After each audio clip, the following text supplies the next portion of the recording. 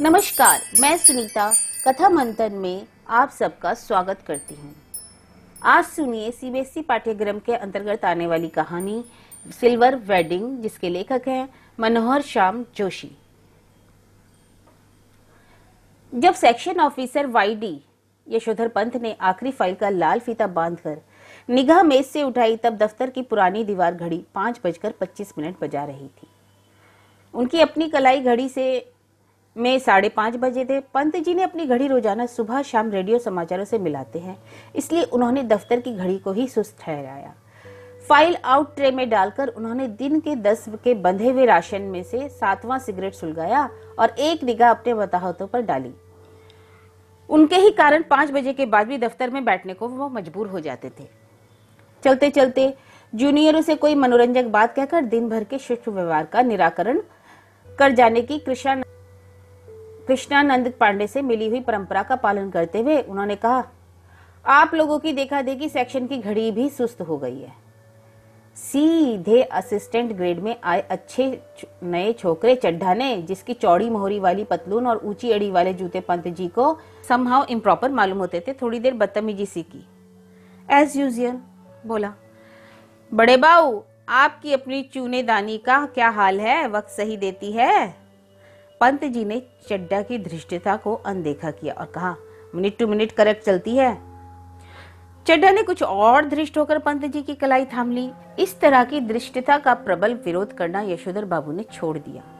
Money one वह उस जमाने को याद जरूर करते जब दफ्तर में किशनदा को भाई नहीं साहब कहते और समझा जाता था। घड़ी की ओर देखकर कहा, बाबा आदम के जमाने की है बड़े बाऊ, यह तो आप तो डिजिटल ले लो, एक जापानी सस्ती मिल जाएगी। यह घड़ी मुझे मेरी शादी में मिली थी। हम पुरानी चाल के हैं, हमारी घड़ी पुरानी चाल की है और यही बहुत है, और अब तक राइट टाइम चल रही है। क्यों, कैसा रहा? इस तरह नहले पर दहला जवाब देते हुए एक हाथ आगे बढ़ा देने की परंपरा थी। प्रेमजी स्कूल अल्मोड़ा में, जहां से कभी यशोधर बाबू ने मैट्रिक की परीक्षा पास की थी, इस तरह के आगे बढ़े हुए हाथ पर सुनने वाला बतौर दाद अपना हाथ मारा करता था और वक्ता श्रोता दोनों ठठाकर हाथ मिलाया करते थे। ऐसी ही परंपरा किशनदा के क्वार्टर में भी थी, जहां रोजी रोटी की तलाश में आए यशोधर पंत नामक एक मैट्रिक पास बालक को शरण मिली थी। किशनदा कुंवारे थे और पहाड़ से आए हुए कितने ही लड़कों को ठिन ठिकाना होने से उनके यहाँ रह जाते थे। मैस जैसी अवस्था थी, मिलकर लाओ पकाओ खाओ। यशोधर बाबू जिस समय दिल्ली आए थे, उनकी उम्र सरकारी नौकरी के लिए कम थी। कोशिश करने पर भी बॉय सर्विस में वह नहीं लगाए जा सके। तब किशनदा ने उन्हें मैस का रसोइया बनाकर रख लिया, और यही नहीं, उन्होंने यशोधर को 50 रुपए उधार भी दिए कि वह अपने लिए कपड़े बना सके और गांव पैसा भेज सके। बाद में इन्हीं किशनदा ने अपने ही नीचे नौकरी दिलवाई और दफ्तरी जीवन में मार्गदर्शन किया। चड्ढा ने जोर से कहा, बड़े बाबू, आप किन ख्यालों में खो गए? मैनन पूछ रहा है कि आपकी शादी हुई थी कब? यशोधर बाबू ने सक पकाकर अपना बड़ा हुआ हाथ वापस खींचा और मैनन से मुखातिब होकर बोले, now let me see, I was married on 6 February 1947। Menon ने फौरन हिसाब लगाया और चेक कर बोला, many happy returns of the day sir. आज तो आपका सिल्वर वेडिंग है, यानी शादी का पूरा 25 साल हो गए आपकी शादी को। यशोधर जी खुश होते हुए झेपे और झेपते हुए भी खुश हो रहे थे। यह अदा उन्होंने किशनदा से सीखी थी। चड्ढा ने घंटी बजाकर चपरासी को बुलाकर कहा, सुन भाई भगवान दास, बड़े बाबू से बड़ा नोट ले और सारे सेक्शन के लिए चाय पानी का इंतजाम कर फटाफट। यशोधर जी बोले, अरे ये वेडिंग एनिवर्सरी वगैरह सब गोरे साहब के चौंचले हैं, हमारे यहाँ तो थोड़ी मनाते हैं। चड्ढा बोला, मिक्सचर मत पिलाइए गुरुदेव जी, चाय मट्ठी लड्डू बस इतना ही तो सौदा है, इसमें कौन सा आपकी बड़ी माया निकले जानी है। यशोधर बाबू ने जेब से बटुआ और बटुए से 10 का नोट निकाला और कहा, आप लोग चाय पीजिए। दैट तो आई डू नॉट माइंड, लेकिन जो हमारे लोगों में कस्टम नहीं है उस पर इंसिस्ट करना, that may somehow improper find करता हूं। चड्ढा ने 10 का नोट चपरासी को दिया और पुनः बड़े बाबू के आगे हाथ फैला दिया कि एक नोट से सेक्शन का क्या बनना है। ₹30 हो तो चुग्गे भर का जुगाड़ करा सके। सारा सेक्शन जानता है कि यशोधर बाबू अपने बटुए में 100-150 रुपए हमेशा रखते हैं, भले ही उनका दैनिक खर्च नगण्य है। और तो और बस का टिकट का खर्च भी नहीं। गोल मार्केट से यहाँ तक पहले साइकिल से आते जाते थे, इधर पैदल आने जाने लगे हैं क्योंकि उनके बच्चे आधुनिक युवा हो चले हैं। उन्होंने अपने पिता का साइकिल सवार होना सख्त नागवार गुजरता है। बच्चों के अनुसार साइकिल तो चपरासी चलाते हैं। बच्चे चाहते हैं कि पिताजी स्कूटर ले लें, लेकिन पिताजी को समहाउ स्कूटर निहायत बेहुदा सवारी मालूम होती है, और कार जब अफोर्ड की ही नहीं जा सकती तब उसकी बात सोचना ही क्यों। चड्डा के जोर देने पर बड़े बाऊ ने 10-10 के 2 नोट और दिए, लेकिन सारे सेक्शन के इसरार करने पर भी वह अपनी सिल्वर वेडिंग की इस दावत के लिए रुके नहीं। मताहत लोगों के चलते चलते थोड़ा हंसी मजाक कर लेना किशनदा की परंपरा में है।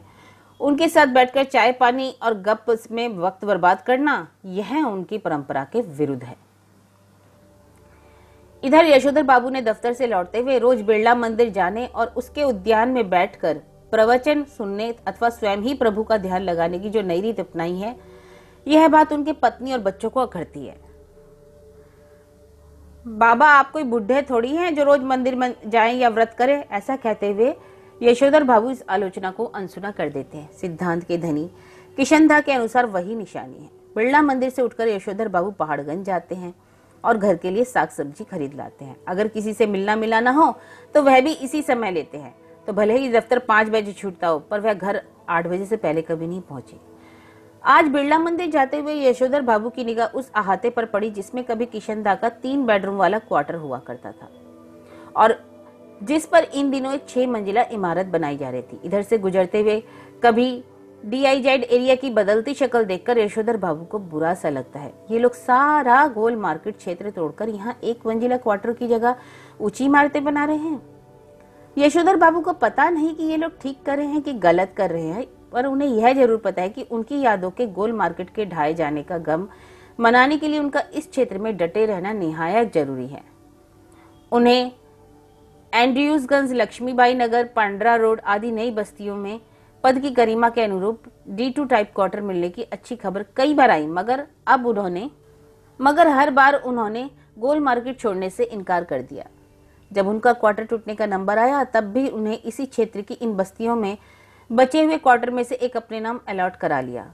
पत्नी के यह पूछने पर कि जब यह भी टूट जाएगा तो क्या करोगे, उन्होंने कहा तब की तब देखी जाएगी, और कहा इस तरह मुस्कुराए जिस तरह किशनदा यही फिक्रा कहकर मुस्कुराते थे। सच तो यह है कि पिछले कई वर्षों से यशोधर बाबू का अपनी पत्नी और बच्चों से हर छोटी छोटी बातों में मतभेद होने लगा है और इसी वजह से वह घर जल्दी लौटना पसंद नहीं करते। जब तक बच्चे छोटे थे तब तक वे अपनी पढ़ाई लिखाई में उनकी मदद किया करते थे। अब बड़ा लड़का एक प्रमुख विज्ञापन संस्था में नौकरी पा गया है। यद्यपि समहाउ यशोधर बाबू को अपने साधारण पुत्र को असाधारण वेतन देने वाली यह नौकरी कुछ समझ में नहीं आती। वे कहते हैं कि 1,500 रुपया तो हमें अब रिटायरमेंट के पास पहुंचकर मिलेगा और शुरू में ही 1,500 रुपया देने वाली इस नौकरी में जरूर कुछ पेंच होगा।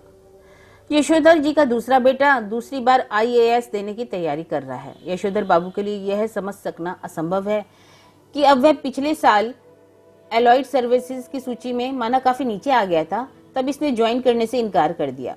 उनका तीसरा बेटा स्कॉलरशिप लेकर अमेरिका चला गया और उनकी एकमात्र बेटी ने केवल तमाम प्रस्तावित वर अस्वीकार करती चली जा रही है, बल्कि डॉक्टरी की उच्चतम शिक्षा के लिए स्वयं भी अमेरिका चले जाने की धमकी दे रही है। यशोधर बाबू जहां बच्चों की इस तरक्की से खुश होते हैं, वहां समहाउ यह भी अनुभव करते हैं वह खुशहाली भी कैसी जो अपनों में परायापन पैदा करे। अपने बच्चों द्वारा गरीब रिश्तेदारों की उपेक्षा उन्हें समहाउ जस्ती नहीं। एनीवे, जनरेशन गैप भी कुछ होता है, यह कहकर वे अपने आप को दिलासा देते। यद्यपि यशोधर बाबू की पत्नी अपने मूल संस्कारों से किसी भी तरह आधुनिका नहीं है, तथापि बच्चों की तरफदारी करने की मात्र सुलभ मजबूरी ने उन्हें भी मॉड बना डाला। कुछ यह भी है कि जिस समय उनकी शादी हुई थी, यशोधर बाबू के साथ गांव से आए ताऊजी और उनके 2 विवाहित बेटे भी रहा करते थे। इस संयुक्त परिवार में पीछे ही पीछे बहुओं में गजब के तनाव थे, लेकिन ताऊजी के डर से कोई कुछ नहीं कह पाता था। यशोधर बाबू की पत्नी को शिकायत है कि संयुक्त परिवार वाले उस दौर में पति ने हमेशा उनका पक्ष कभी नहीं लिया, बस जेठानियों की ही चलने दी। उनका यह भी कहना है कि मुझे आचार व्यवहार के ऐसे बंधनों में रखा गया मानो मैं जवान औरत नहीं बुढ़िया थी। जितने भी नियम इसकी बुढ़िया ताई के लिए थे वे सब मुझ पर लागू करवाए। ऐसा कहती है कि घरवाली बच्चों से, और बच्चे उनसे सहानुभूति व्यक्त करते हैं। फिर वे यशोधर जी से उन्मुख होकर कहती हैं, तुम्हारे ये बाबा आदम जमाने की बातें ना मेरे बच्चे नहीं मानते और इनमें इनका कसूर भी नहीं है। मैं भी इन बातों को उसी हद तक मानूंगी जिस हद तक की सुविधा हो। अब मेरे कहने से तो यह सब ढोंग ढकोसला हो नहीं सकता, साफ बात है। धर्म कर्म कुल परंपरा सबका ढोंग ढकोसला कहकर घरवाली आधुनिकाओं का सा आचरण करती है, और यशोधर बाबू को वह शरीर बुढ़िया और चटाई का लहंगा या बुढ़ी मुंह से लोग करे तमाशे ऐसा कहकर विद्रोह करके मजाक उड़ा देना चाहते हैं, अनदेखा कर देना चाहते हैं, लेकिन यह स्वीकार करने को बाध्य भी हो जाते हैं कि तमाशा स्वयं उनका बन रहा है। जिस जगह किशनदा का एक क्वार्टर था, उसके सामने खड़े होकर एक गहरा निश्वास छोड़ते हुए यशोधर जी ने अपने से पूछा, यह बेटर नहीं होता कि किशनदा की तरह घर गृहस्थी का बवाल ही ना पाला होता, लाइफ कम्युनिटी के लिए डेडिकेट कर दी होती। उनका ध्यान इस ओर गया कि बालजती किशनदा का बुढ़ापा सुखी नहीं रहा। तमाम साथियों के हौज खास, ग्रीन पार्क, कैलाश कॉलोनी और कहीं ना कहीं जमीन ले ली, मकान बनवाया, लेकिन इस और कभी किसी ने ध्यान ही नहीं दिया। रिटायर होने के 6 महीने बाद जब उसे क्वार्टर खाली करना पड़ा तब तो हद ही हो गई। उसके द्वारा उपकृत इतने सारे लोगों में से एक ने भी अपने यहाँ रहने की पेशकश नहीं की। स्वयं यशोधर बाबू उसके सामने ऐसा कोई प्रस्ताव नहीं रख पाए, क्योंकि उस समय तक उनकी शादी हो चुकी थी और उनके 2 कमरों के क्वार्टर में 3 परिवार रहा करते थे। किशनदा कुछ साल राजेंद्र नगर में किराए का क्वार्टर लेकर रहा और फिर अपने गांव लौट गया, जहां साल भर बाद उनकी मृत्यु हो गई। ज्यादा पेशेंट खा नहीं सका बेचारा। विचित्र बात यह है कि उसे कोई बीमारी भी नहीं हुई थी, बस रिटायर होने के बाद मुरझाता सूखता ही चला गया। जब उसके एक बिरादर से मृत्यु का कारण पूछा तो उसने यशोधर बाबू को यही जवाब दिया, जो हुआ होगा, यानी पता नहीं क्यों हुआ। जिन लोगों के बाल बच्चे नहीं होते, घर परिवार नहीं होता, उनकी रिटायर होने के बाद जो हुआ होगा से भी मौत हो जाती है। यह जानते हैं यशोधर जी। बच्चों का होना भी जरूरी है। यह सही है कि यशोधर जी के बच्चे मनमानी कर रहे हैं और ऐसा संकेत दे रहे हैं कि उनके यशोधर जी के बुढ़ापे में कोई विशेष सुख प्राप्त नहीं होगा, लेकिन यशोधर जी अपनी मर्यादा पुरुष किशनदा से सुनी हुई यह बात नहीं भूले हैं कि गधा 25 में कोई क्या करता है, इसकी चिंता नहीं करनी चाहिए, क्योंकि बाद में हर आदमी समझदार हो जाता है। यद्यपि युवा यशोधर को विश्वास नहीं होता, तथापि किशनदा बताते हैं कि किस तरह मैंने जवानी में 50 किस्म की खुराफातें की हैं। ककड़ी चुराना, गर्दन मुड़कर मुर्गी मार देना, पीछे की खिड़की से कूदकर सेकंड शो सिनेमा दिखाना और अलग अलग बात। जिम्मेदारी सिर पर पड़ेगी तब सब अपने आप ठीक हो जाएंगे। यह भी किशनदा ने से विरासत में मिला हुआ एक फिक्रा है, जिसे यशोधर बाबू अक्सर अपने बच्चों को बताते हैं। उन्हें कभी कभी लगता है अगर मेरे पिता तब नहीं गुजरे होते जब मैं मैट्रिक में था, तब शायद मैं भी गधा 25 के लंबे दौर से गुजरता। जिम्मेदारी सिर पर जल्दी पड़ गई तो जल्दी ही जिम्मेदार आदमी भी बन गया। जब तक बाप है तब तक मौज कर लो भाई। यह बात यशोधर जी कभी कभी बता देते, लेकिन कहते हुए उनके चेहरे पर जो मुस्कान खेल जाती वह बच्चों पर यह प्रकट करती कि बाप को उनका सनात होना, गैर जिम्मेदाराना होना कुल मिलाकर अच्छा लगता है। यशोधर बाबू कभी कभी मन ही मन स्वीकार करते कि दुनियादारी में बीवी बच्चे उनसे अधिक सुलझे हुए हो सकते हैं, लेकिन 2 के 4 करने वाली दुनिया ही उन्हें कहीं मंजूर है जो उसकी रीति मंजूर करे। दुनियादारी के हिसाब से बच्चों का यह कहना सही हो सकता है कि बाबा ने डीडीए फ्लैट के लिए पैसा ना भर के भयंकर भूल की, किंतु समहाउ यशोधर बाबू को किशनदा की यह उक्ति अब भी जचती है। मूर्ख लोग मकान बनाते हैं, सयाने उनमें रहते हैं, जब तक सरकारी नौकरी तब तक सरकारी क्वार्टर, रिटायर होने पर गांव का पुश्तैनी घर बस, और गांव का पुश्तैनी घर टूट फूट चुका है और उस पर इतने लोगों का हक है कि वहां जाकर बसना, मरम्मत की जिम्मेदारी ओढ़ना, बेकार के झगड़े मोल लेना होगा।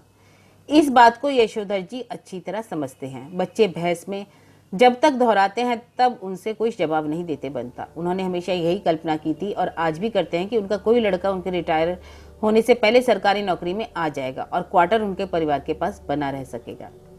अब भी पत्नी द्वारा भविष्य का प्रश्न उठाए जाने पर यशोधर बाबू इस संभावना को रेखांकित कर देते हैं। जब पत्नी कहती है अगर ऐसा नहीं हुआ तो आदमी को तो हर तरह से सोचना चाहिए ना, तब यशोधर बाबू टिप्पणी करते हैं कि सब तरह से सोचने वाले हमारी बिरादरी में नहीं होते, उसमें तो एक तरह से सोचने वाले होते हैं। कहते हैं ना, कहकर लगभग नकली ही तो हंसी हंसते हैं सब।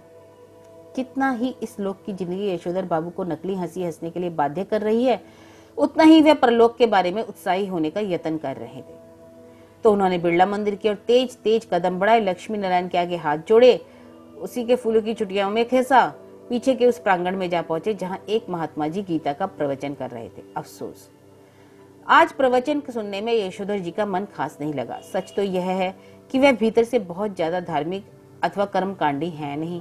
हाँ, इस संबंध में अपने मर्यादा पुरुष किशनदा द्वारा स्थापित मानक हमेशा उनके सामने रहे। जैसे जैसे उम्र ढल रही है वैसे वैसे ही किशनदा की तरह रोज मंदिर जाने, संध्या पूजन और गीता प्रेस की गोरखपुर की किताबें पढ़ने का यत्न करने लगे।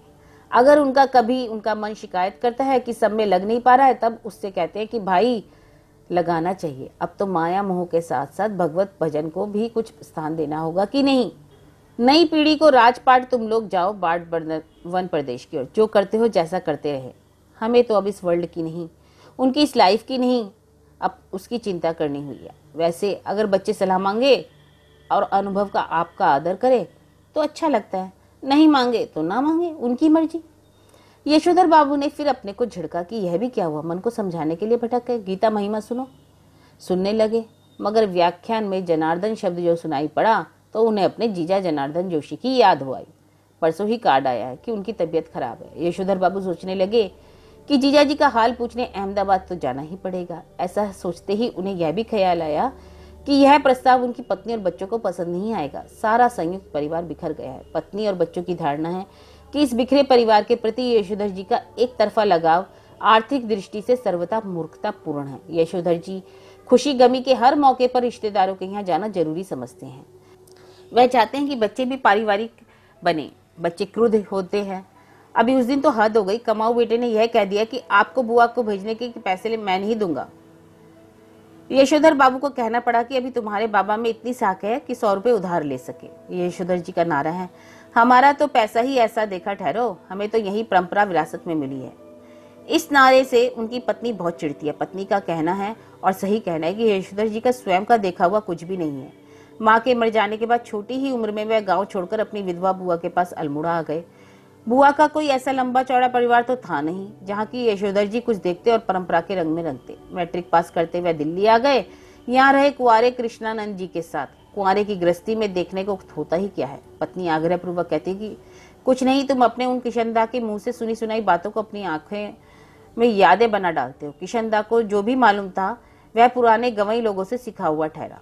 दिल्ली आकर उन्होंने घर परिवार तो बसाया नहीं जो जान पाते कि कौन से रिवाज निभा सकते हैं और कौन से नहीं। पत्नी का कहना है, किशनदा तो थे जन्म के बूढ़े, तुम्हें क्या सुर उनसे मिलाकर अपने आप को वैसा बुढ़ापा उड़ने लगे हो। तुम शुरू में तो ऐसे नहीं थे, शादी के बाद मैंने तुम्हें देखा है। हफ्ते 2 हफ्ते में सिनेमा देखते थे, हर इतवार को बढ़ चढ़ाकर अपने लिए शिकार पकाते थे, गजल गाते थे। गजल हुई और सहगल के गाने। यह बात यशोधर बाबू स्वीकार करते हैं कि उनमें कुछ परिवर्तन हुआ है, लेकिन वे समझते हैं कि उम्र के साथ साथ बुजुर्गियत आना ठीक ही है। पत्नी से वे कहते हैं कि जिस तरह तुमने बुढ़ा काल में यह वगैरह वहां का ब्लाउज पहनना, यह रसोई से बाहर भात दाल खा लेना, यह ऊंची हील वाली सैंडल पहनना और ऐसे ही 50 काम अपनी बेटी की सलाह पर जो शुरू किए हैं, मुझसे तो वे समहाउ इम्प्रॉपर ही मालूम होते हैं। एनीवे, मैं तुम्हें ऐसा करने से रोक नहीं रहा। देयरफॉर तुम लोगों को भी मेरे जीने के ढंग पर कोई ऐतराज नहीं होना चाहिए। यशोधर बाबू को धार्मिक प्रवचन सुनते हुए भी अपना पारिवारिक चिंतन में ध्यान डूबा रहना अच्छा नहीं लगा। सुबह शाम संध्या करने के बाद जब वे थोड़ा ध्यान लगाने की कोशिश करते हैं, तब भी मन किसी परम सत्ता नहीं किसी परिवार में लीन होता है। यशोधर जी चाहते हैं कि ध्यान लगाने को ही सही विधि सीखें। साथ ही वह अपने से भी कहते हैं कि परहैप्स ऐसी चीजों के लिए रिटायर होने के बाद का समय ही प्रॉपर होता है। वानप्रस्थ के लिए प्रेस्क्राइब्ड चीजें ठहरी ये सब। वानप्रस्थ के लिए यशोधर बाबू का अपने पुश्तैनी गांव जाने का इरादा है कि रिटायर होकर वहां जाएंगे। For home the madding crowd, समझे। इस तरह की तमाम बातें यशोधर बाबू पैदाइशी बुजुर्गवार किशनदा के शब्दों में और उनके ही लहजे में कहा करते हैं और कहकर उनकी तरह की वह झेपी सी लगभग नकली सी हंसी हंस देते हैं। जब तक किशनदा दिल्ली में रहे, यशोधर बाबू नित्य नियम से हर दूसरी शाम उनके दरबार में हाजिरी लगाने पहुंचते रहे। स्वयं किशनदा हर सुबह सैर से लौटते हुए अपने इस मानस पुत्र के क्वार्टर में झांकना और हेल्दी वेल्दी एंड वाइज बनना रहा। नाभ भाऊ ऐसा कहना कभी नहीं भूलते और जब यशोधर बाबू दिल्ली आए थे तब उनकी सुबह थोड़ी देर से उठने की आदत थी। किशनदा ने उन्हें रोज सुबह झकझोकर उठाना और साथ सैर पर ले जाना शुरू किया और यह मंत्र दिया, early to bed and early to rise makes a man healthy wealthy and wise. जब यशोधर बाबू क्वार्टर में रहने लगे और अपनी गृहस्थी में डूब गए, तब भी किशनदा ने यह देखते रहना जरूरी समझा कि भाऊ यानी बच्चा सवेरे जल्दी उठता है कि नहीं। हर सवेरे वह किशनदा से अनुरोध करते कि चाय पीकर जाएं। किशनदा कभी कभी इस अनुरोध की रक्षा कर देते। यशोधर बाबू ने किशनदा को घर और दफ्तर में विभिन्न रूपों में देखा है, लेकिन किशनदा की जो छवि उनके मन में बसी हुई है वह सुबह की सैर निकले किशनदा की है। कुर्ते पजामे के ऊपर ऊनी गाउन पहने, सिर पर गोल विलायती टोपी और पांव में देशी खड़ाऊ धारण किया हुआ और हाथ में कुत्ता भगाने के लिए एक छड़ी।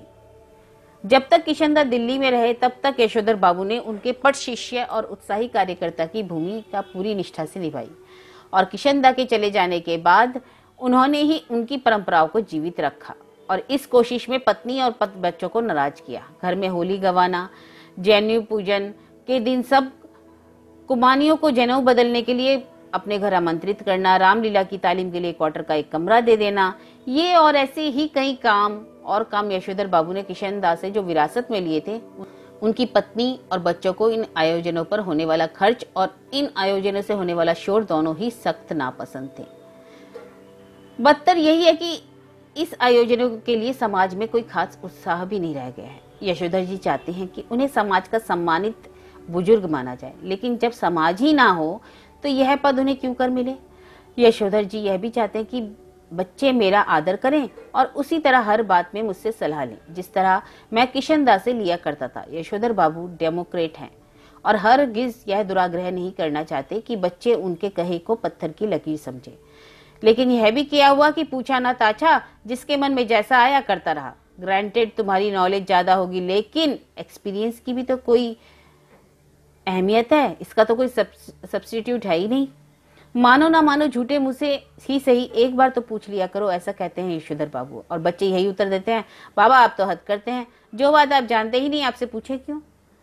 प्रवचन सुनने के बाद यशोधर बाबू सब्जी मंडी गए। यशोधर बाबू को अच्छा लगता है अगर उनके बेटे बड़े होने पर अपनी तरफ से यह प्रस्ताव करते कि दूध लाना, राशन लाना, CGH डिस्पेंसरी से दवा लाना, सदर बाजार जाकर दालें लाना, पहाड़गंज से सब्जी लाना, डिप्पो से कोयला लाना, ये सब काम आप छोड़ दें, अब हम कर दिया करेंगे। एक आध बार बेटों से खुद उन्होंने कहा, तब वे एक दूसरे से कहने लगे कि तू किया कर। इतना कोहराम मचा और इतना ज्यादा बुरा भला कहा कि यशोधर बाबू ने इस विषय को उठाना ही बंद कर दिया। जब से बड़ा बेटा विज्ञापन कंपनी में बड़ी नौकरी पा गया है, तब से बच्चों का इस प्रसंग में एक ही वक्तव्य है, बाबा हमारी समझ में नहीं आता कि इन कामों के लिए आप एक नौकर क्यों नहीं रख लेते हैं, आपको भी तो आराम हो जाएगा। कमाऊ बेटा नमक छिड़कते हुए उनके जले पर बोलता ऐसा, नौकर की तनख्वाह मैं दे दूंगा। यशोधर बाबू को यह ही समहाउ इम्प्रॉपर मालूम होता है कि उनका बेटा अपना वेतन उनके हाथ में नहीं रखे। यही सही है कि वेतन स्वयं बेटे के अपने हाथ में नहीं आता, अकाउंट ट्रांसफर द्वारा बैंक में जाता है। लेकिन क्या बेटा बाप के साथ ज्वाइंट अकाउंट नहीं खोल सकता था? झूठे मुंह से ही सही एक बार ऐसा कहता, तिस पर बेटे का अपने वेतन को अपना समझते हुए बार बार कहना कि यह काम मैं अपने पैसे से कर रहा हूँ, आपसे नहीं जो नुक्ताचीनी करे। हर क्रम में बेटे ने यह क्वार्टर तक अपना बना लिया। अपना वेतन अपने ढंग से वह इस घर में खर्च कर रहा है, कभी कारपेट बिछवाकर, कभी पर्दे लगवाकर, कभी सोफा आ रहा है तो कभी डनलप वाला डबल बेड और सिंगार मेज, कभी टीवी, कभी फ्रिज। क्या हुआ यह? और ऐसा नहीं हो सकता, ये लीजिए पिताजी मैं आपके लिए टीवी लेकर आया हूँ। कहता है यही है कि यह मेरा टीवी है, समझे, इसे कोई न छुआ करे। क्वार्टर ही उसका हो गया है। यह तो अच्छी रही, अब इनका एक नौकर भी रखो घर में। इनका नौकर होगा तो इन्हीं के लिए होगा ना, हमारे लिए क्या होगा, ऐसा समझते हैं यशोधर बाबू घर वालों को। काम सब अपने हाथ से ही ठीक होते हैं, नौकरों को सौंपा तो कारोबार चौपट हुआ, ये बात कहते हैं यशोधर बाबू। पत्नी भी सुनती है या मगर नहीं सुनती, पर सुनकर अब चिढ़ती भी नहीं। सब्जी का झोला लेकर यशोधर बाबू खुद ही सड़कों और टूटे हुए क्वार्टर के मलबे से पटे हुए नालों को पार करके स्क्वायर के उस कोने में पहुंचे जिसमें 3 क्वार्टर अब भी साबुत खड़े हुए हैं। उन तीनों में से कुल एक को अब तक एक सिरफिरा आबाद किए हुए है। बाहर बदरंग तख्ती में उसका नाम लिखा है YD पंत। इस क्वार्टर के पास पहुंचकर आज YD पंत को पहले धोखा हुआ कि किसी गलत जगह आ गए हैं। क्वार्टर के बाहर एक कार थी, कुछ स्कूटर, मोटरसाइकिल, बहुत से लोग विदा ले रहे थे। बाहर बरामदे में रंगीन कागज की झालरें और गुब्बारे लटके हुए थे, रंग बिरंगी रोशनियां जली हुई थी। फिर उन्हें अपना बड़ा बेटा भूषण पहचान में आया, जिसने कार में बैठा हुआ था। कोई साहब हाथ हिला रहा था, कह रहा था give my warm regards to your father. Yashodhar babu ठिठक गए। उन्होंने अपने से पूछा, क्यों, आज मेरे क्वार्टर में क्या हो रहा होगा? उसका जवाब भी उन्होंने अपने को दिया, जो करते होंगे या लौंडे मोंडे, इनकी तो माया यही जाने। अब यशोधर बाबू को ध्यान इस और गया कि उनकी पत्नी और उनकी बेटी भी कुछ मेम साहबों को विदा करते हुए बरामदे में खड़ी है। लड़की जीन्स वगैरह और बगैर बांह का टॉप पहने है। यशोधर बाबू उससे कई मर्तबा कह चुके हैं कि तुम्हारी यह पतलून और सैंडो बनैन यानी ड्रेस मुझे समहाउ इम्प्रॉपर मालूम होती है, लेकिन वह भी जिद्दी ऐसी है कि इसे ही पहनती है। और पत्नी भी उसी की तरफदारी कहती है वह सिर पर पल्लू वल्लू मैंने कर लिया बहुत, तुम्हारे कहने पर समझे, मेरी बेटी वही करेगी जो दुनिया कर रही है। पुत्री का पक्ष लेने वाली यह पत्नी इस समय होठों पर लाली और बालों पर खिंचाव लगाई हुई थी, जबकि ये दोनों ही चीजें आप कुछ भी कहिए यशोधर बाबू को तो समहाउ इम्प्रॉपर ही मालूम होती है। आधुनिक किस्म के अजनबी लोगों की भीड़ देखकर यशोधर बाबू अंधेरे में ही दुबके रहे। उनके बच्चों को इसलिए शिकायत है कि बाबा एलडीसी टाइपों से ही मिक्स होते हैं। जब कार वाले लोग चले गए तब यशोधर बाबू ने अपने क्वार्टर में कदम रखने का साहस जुटाया। भीतर अभी भी पार्टी चल रही थी। उनके पुत्र पुत्रियों के कई मित्र तथा कुछ रिश्तेदार जमे हुए थे। उनके बड़े लड़के ने झिड़की सुनाई, बाबा आप भी हद करते हैं, सिल्वर वेडिंग के दिन 8:30 बजे घर पहुंचे हैं, अभी तक मेरे बॉस आपकी राह देख रहे थे। हम लोगों को यहाँ सिल्वर वेडिंग कब से होने लगी? यशोधर बाबू ने शर्मीली हंसी हंस दी। जब से तुम्हारा बेटा 1,500 महावर कमाने लगा तब से।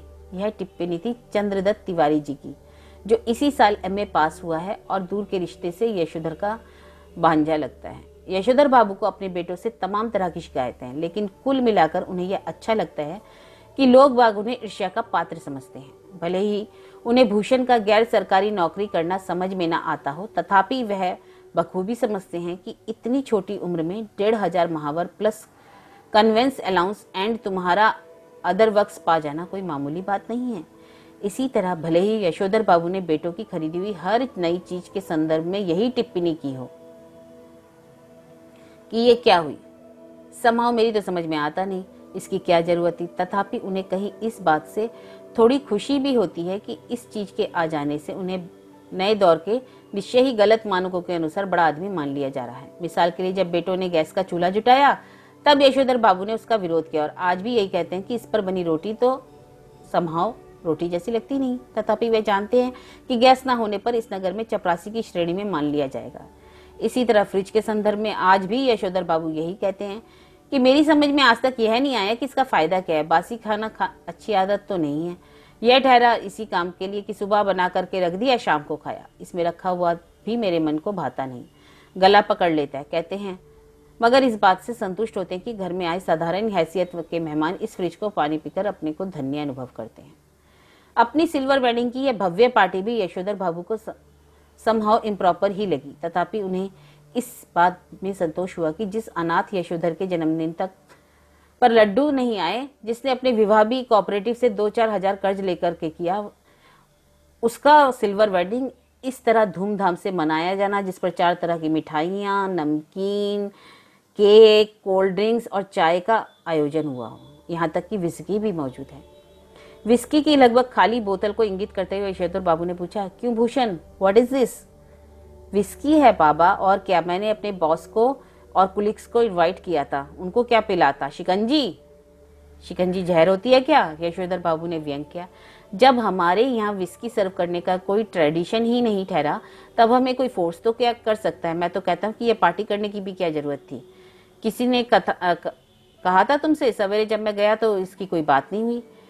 एक कोने में बैठकर कोला में ढकी हुई विस्की पीता हुआ गिरीश बोला, गुनाहगार मैं हूँ जीजा जी, मुझे आज सुबह बैठे बैठे याद आया कि आपकी शादी की 6 फरवरी सन 47 को हुई थी और इस हिसाब से आज उसे 25 साल पूरे हो गए।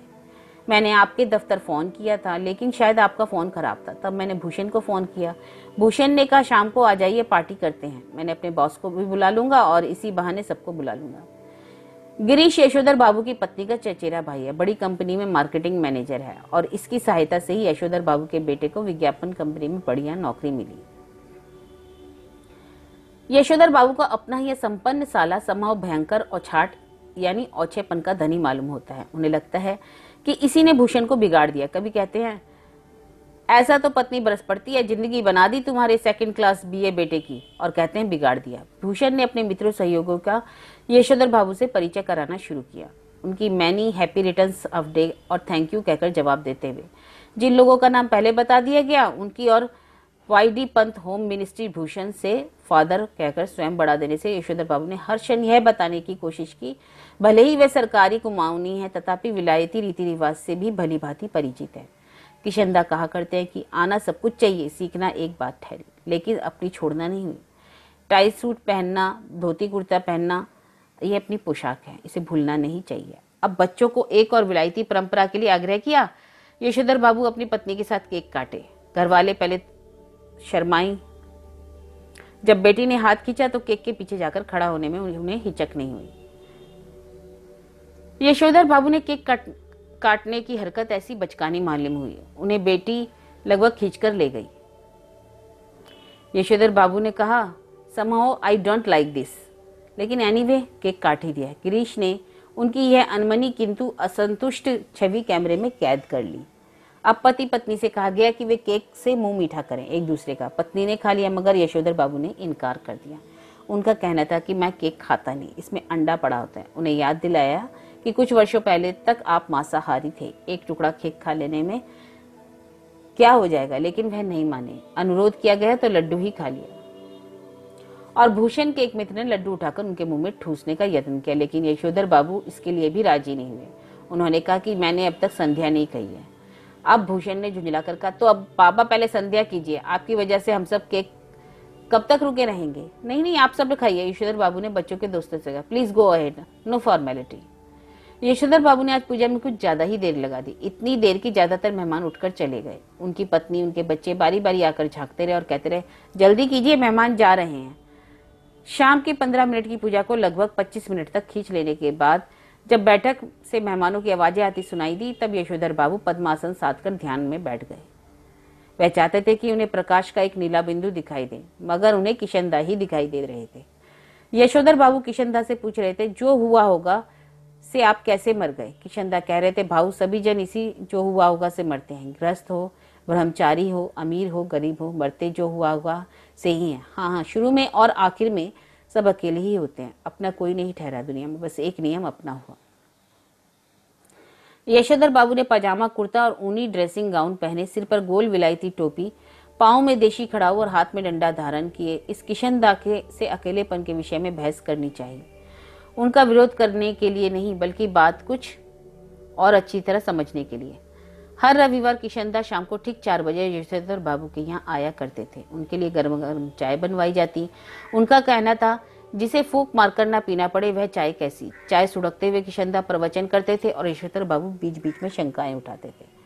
यशोधर बाबू को लगता है कि किशनदा आज भी मेरा मार्गदर्शन कर सकेंगे और बता सकेंगे कि मेरी बीवी बच्चे जो कुछ भी कर रहे हैं उसके विषय में मेरा रवैया क्या होना चाहिए। लेकिन किशनदा तो वही अकेलेपन का खटरा गलापने पर आमदा थे।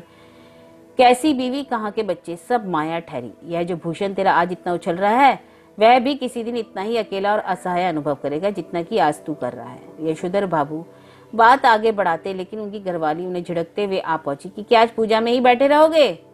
यशोधर बाबू आसन से उठे और उन्होंने दबे स्वर में पूछा, मेहमान गए।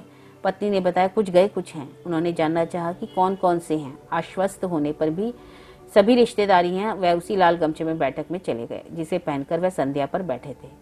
यह गमछा पहनने की आदत उन्हें किशनदा से विरासत में मिली थी। उनके बच्चे इसके सख्त खिलाफ थे। Everybody gone, party is over. Yashodhar babu ने मुस्कुराकर अपनी बेटी से पूछा, अब गोया गमछा पहने रहा जा सकता है ना। उनकी बेटी झल्लाई, लोग चले गए इसका मतलब यह थोड़ी है कि आप गमछा पहनकर बैठक में आए। बाबा, यू आर द लिमिट। बेटी, हमें जिससे सज आएगी वही करेंगे ना, तुम्हारी तरह जीन्स पहनकर तो हमें सजाती नहीं, यशोधर बाबू ने कहा। यशोधर बाबू की दृष्टि मेज पर रखे कुछ पैकेटों पर पड़ी। ये कौन भूले जा रहा है, ये सब आपके लिए प्रेजेंट है, खोलिए ना। भूषण बोला, अभी इस उम्र में ये क्या प्रेजेंट, तुम खोलो, तुम ही इस्तेमाल करो। यशोधर बाबू शर्मीली हंसी हंसे। भूषण सबसे बड़ा पैकेट उठाकर खोलते हुए बोला, इसे तो ले ही लीजिए, ये आपके लिए लाया हूँ, ऊनी ड्रेसिंग गाउन। आप सवेरे जब दूध लेने जाते हैं बाबा, फटा फ्लोवर पहन के चले जाते हैं तो बहुत बुरा लगता है, आप इसे पहनकर जाया करें। बेटी पिता का पजामा कुर्ता उठा लाई, इसे पहनकर गाउन पहने। थोड़ा सा नाचुन करने के बाद यशोधर जी ने इस आग्रह की रक्षा की। गाउन का सेश कसते हुए उन्होंने कहा, अच्छा तो है ये ड्रेसिंग गाउन, उन्होंने कहा, और उनकी आंखों को कोर में जरा सी चमक आ गई, नमी की। यह कहना मुश्किल है कि इस घड़ी उन्हें यह बात चुभ गई कि उनका जो बेटा यह कह रहा था कि आप सवेरे यह ड्रेसिंग गाउन पहनकर दूध लेने जाया करें, वह यह नहीं कह रहा कि दूध मैं ला दिया करूंगा। आप इस गाउन को पहनकर उनके अंगों में वह किशंदा उतर आया जिसकी मौत जो हुआ होगा से हुई थी। तो यह कहानी थी सिल्वर वेडिंग, जिसके लेखक है मनोहर श्याम जोशी।